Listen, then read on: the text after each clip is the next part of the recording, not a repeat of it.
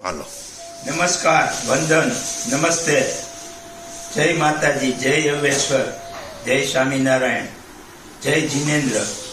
તો આજનો આપણો પવિત્ર દિવસ આવતો આપણો પવિત્ર દિવસ 4-5 દિવસમાં શુભ દિવસ એટલે કે દિવાળી. વિજયાદશમી પછી પવિત્ર દિવસ દિવાળી આવે છે. દિવાળીનો ઉત્સવ આનંદ, ઉલ્લાસ, ઉમંગ, હર્ષ, જ્યોતિ, પ્રકાશ એ અલૌકિક ક્રિયાઓથી આપણે બધા દિવાળી ઉજવીએ છીએ. તો આ દિવાળીની શુભકામના આપણે બધાને અત્યારથી બધાને મંગલ કામના, શુભકામના. આપણે બધા નિરોગી રહી, સ્વસ્થ રહી, તંદુરસ્ત રહીએ અને ધનવાન બનીએ, લક્ષ્મીવાન બનીએ, સ્વસ્થ બનીએ, સુખી બનીએ, સંપન્ન બનીએ અને હસતા હસતા આપણી આ આવતી દિવાળી, આવતા દિવસોમાં આપણે દિવાળી આનંદથી, ઉલ્લાસથી ઉજવીએ. હવે દિવાળી ઉજવવાનું મહત્વ આપણે જાણીએ છીએ. તો એનું એક મહત્વ એ રહેલું છે, આપણે આપણા ઘરોને દિવાળી પહેલા 8-10 દિવસ પહેલા આપણા ઘરોને સુંદર રીતે, વ્યવસ્થિત રીતે સફાઈ, સાફસૂફ કરી છે. વધારાની વસ્તુ બહાર, કચરો બહાર ફેંકીએ છીએ. આપણું ફળિયું સુંદર વ્યવસ્થિત સાફ કરીએ છીએ, રંગોળીઓ કરીએ છીએ, લાઇટિંગ કરીએ છીએ આપણી શેરીમાં પણ. તો આ રીતે આપણું ઘર એકદમ સ્વસ્થ, સુંદર, સ્વસ્થ રાખીએ છીએ દિવાળી ઉપર. તો શું આપણે ક્યારેય વિચાર કર્યો કે આ ઘર સાફ કરીએ છીએ, બધું કરીએ છીએ, સારા સારા કપડાં લઈએ, સારી સારી વસ્તુ, સારી મીઠાઈઓ ખાઈ, સારા વાહનો લઈએ છીએ, તો આપણા શરીરની અંદર રહેલી જે ગંદકી છે એને સફાઈ કરવાનો ક્યારે આપણે વિચાર કર્યો? જેવી કે આપણા શરીરની મોટા મોટી એક ગંદકી, ઈર્ષા, દ્વેષ, ઈર્ષા, અદેખાઈ, ક્રોધ, અહંકાર, અસત્ય બોલવું, અસત્યનું આચરણ કરવું, ન ખાવાનું ખાઈએ છે, ન પીવાનું પીએ છે. તો આ રીતે આપણા શરીરની અંદર જે સ્વચ્છતા, શરીરની અંદર દિવાળીનો ઉત્સવ હોવો જોઈએ, એ ઉત્સવ આપણે મનાવતા નથી. તો આજથી આ પવિત્ર દિવસ, દિવાળીના દિવસે આપણા શરીરમાં રહેલી જે રચના છે, જો આપણે ક્રોધ કરશું તો આપણે આપણી હાર્ટ ને તકલીફ થશે. જો આપણે ઈર્ષા કરશું તો આપણી દિલ, દિમાગની અંદર અસર થશે. આપણે દુઃખી રહેશું, ચિંતન રહેશું તો પણ આપણા શરીરને, મનને, મસ્તિષ્કને અલગ પ્રકારની રોગ આવશે. તો આ રીતે આપણા શરીરમાં ક્રોધ કરીએ, ઈર્ષા કરીએ, દેખાઈ કરીએ, ગુસ્સો કરીએ તો આપણા હાર્ટ ઉપર અસર થાય. એવી રીતે અલગ અલગ આ જે ક્રિયાઓ છે, જે ન કરવાની આપણે કરીએ છીએ, અને જેથી આપણું શરીર નિરોગી રહેવાને બદલે, તંદુરસ્ત રહેવાને બદલે રોગીશ બને છે. અલગ પ્રકારના, નાના પ્રકારના આપણા શરીરમાં રોગો આવે છે. તો આ રોગ દૂર કરવા માટેની આપણા શરીરની આપણે સફાઈ કરવી જોઈએ. એ સફાઈ આપણે આપણા શરીર માટે નિરોગી સ્વસ્થતા લાવે.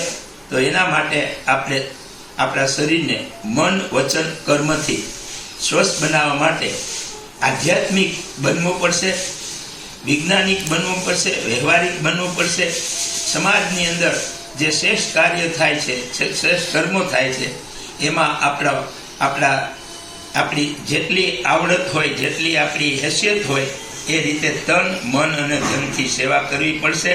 અને કરશું તો જ આપણું અંદરની સફાઈ, અંદરની જે કલહ છે, ગુસ્સો છે, અહંકાર છે, અભિમાન છે, અહમ છે, અથવા ન કરવાનું ખાઈએ છે, ન બોલવાનું બોલીએ છે, આ છોડીશું તો આપણા શરીરની અંદર એક અલૌકિક ચેતના, ઈશ્વરની ચેતના વ્યાપ્ત થશે. અને એ ચેતનાથી આપણા શરીરની અંદર રહેલી નાના પ્રકારની તકલીફો, રોગો દૂર થશે. જેમ આપણું હાર્ટ સ્વસ્થ રહે, તંદુરસ્ત રહે તો આપણે નિરોગી રહીએ. પણ આપણા હાર્ટ અને લીવરને અથવા મગજને ટેન્શન થાય, અથવા મગજમાં તણાવ આવે, ટેન્શન થાય, એવું જીવન જીવીએ છીએ. એ જીવનથી આપણે આપણા શરીરને તણાવ, ટેન્શનગ્રસ્ત બનાવ્યો છે. ખોટા ખરાબ વિચારો કરીને આપણા મનને બગાડ્યું છે, ખોટી ક્રિયાઓ કરી અને આધ્યાત્મિક વિરુદ્ધ જઈ આપણો આત્માને આપણે ખરાબ કર્યું છે, આપણા આત્માને કુંઠિત કર્યો છે. આ શરીરની અંદર મુખ્ય આપણું શરીર છે, એની ચેતના કે જે એ શરીરને સ્વસ્થ નિરોગી રાખે છે એ આપણો આત્મા છે, ચેતના છે, પ્રકાશ છે, ઈશ્વરની જે આપેલી શક્તિઓ આપણા મસ્તકમાં બ્રહ્મરંધ્રમાં રહેલી છે અને એનાથી આપણું શરીર છે ને દરેક ક્રિયાઓથી એની ક્રિયાઓ ઉપર અસર કરે છે. જેવું આપણે સાત્વિક ભોજન લઈએ, જેવી સાત્વિક દિનચર્યા કરીએ, નીતિ ઈમાનદારી પ્રમાણે બિઝનેસ કરીએ, વ્યવસાય કરીએ, નોકરી કરીએ, બેઈમાનીનું કોઈ કામ ન કરે, ઉપરની કમાણીનું ન લઈએ અને સાત્વિક જીવન જીવીએ તો આપણા આત્માની આપણે ખોરાક આપ્યો બરાબર, એનાથી આપણો આત્મા આપણી અંદરની શારીરિક ચેતના જાગૃત થશે. એથી આપણા શરીરની અંદર જે રોગ પ્રતિકાર કરવાની શક્તિ છે એ વધશે. જેમ રોગ પ્રતિકાર કરવાની શક્તિ વધવાથી આપણા શરીરની અંદર નેગેટિવ વિચારો, નેગેટિવ ક્રિયાઓ, ખરાબ જે આપણે વર્તન કરીએ છીએ એ દૂર થશે અને આપણા શરીરમાં પોઝિટિવ વિચાર આવશે, હકારાત્મક વિચાર આવશે, ચિંતન મનન આપણું શ્રેષ્ઠ બનશે અને જેવું આપણું ચિંતન શ્રેષ્ઠ બને એવી આપણા શરીરની હૃદયની ક્રિયાઓ સક્રિય બને. હૃદયની ક્રિયાઓ સક્રિય બનવાથી આપણા ફેફસાઓ શુદ્ધ બને અને એ ફેફસાઓ હૃદય શુદ્ધ બનવાથી આપણી શરીરની અંદર જે લોહીનું પરિભ્રમણ છે, જે અલૌકિક ચેતના ઈશ્વર પ્રકૃતિ આત્મા ચલાવે છે એ એકદમ સ્વસ્થ બનશે, નિરોગી બનશે.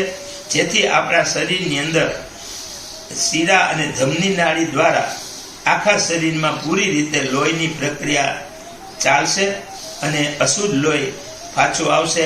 આ ક્રિયા થવાથી આપણા શરીરની અંદર નાના પ્રકારના રોગ કે જે બાયપાસ સર્જરી કરાવવી પડે એ પણ મળશે. કમરના, હાથના, પગના, હૃદયના, છાતીના, ફેફસાના કે આપણી જે કાંઈ ક્રિયાઓ છે એ એકદમ પવિત્ર બનશે, નિર્બળ બનશે, શુદ્ધ બનશે અને આપણે નિરોગી સ્વસ્થ બનશું. તો આજની આ દિવાળીના આવતા દિવસોમાં આપણે બધા હળીમળીને રહીએ, સુખ શાંતિથી રહીએ, શ્રેષ્ઠ કાર્ય કરીએ અને આપણાથી કંઈ ભૂલ થઈ ગઈ હોય તો અત્યારથી અમે અમારી ભૂલ અમારા કોઈ સ્વજન કે મિત્રો સાથે થઈ ગયું હોય તો એ મિત્રો પાસે અમે એ ભૂલ દરગુજરવાની અથવા માફ કરવાની અમે વિનંતી કરીએ છીએ. અમે આપની પાસે માફી માંગીએ છીએ. નવું જીવન, નવા આવતા બેસતા વર્ષને નવું જીવન, નવો આનંદ, નવી ઉલ્લાસ સાથે આપણે જીવીએ, મસ્તીથી જીવીએ, ચેતનાવાનથી જીવીએ, સુખી સંપન્ન જીવીએ અને ધનવાન બનીને જીવીએ.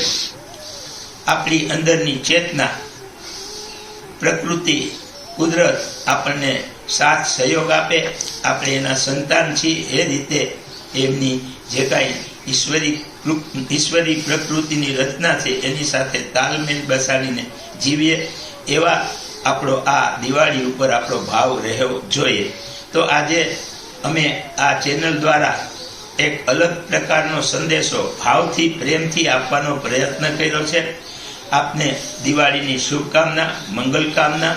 આપણે બધા સ્વસ્થ રહી, નિરોગી રહી, ધનવાન બનીએ એવી પ્રભુ પાસે પ્રાર્થના. ઉપરાંત આ આપણી જે ચેનલ છે એને તમે લાઈક કરજો, સબસ્ક્રાઈબ કરજો, શેર કરજો, તમારો અભિપ્રાય આપજો, તમારી કોમેન્ટ મૂકજો.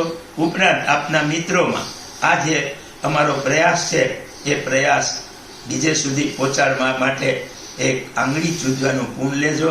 એ ભાવ સાથે આજની અમારી જે ફરીથી આપને બધાને દિવાળીની શુભકામના, મંગલ કામના. અસ્તુ.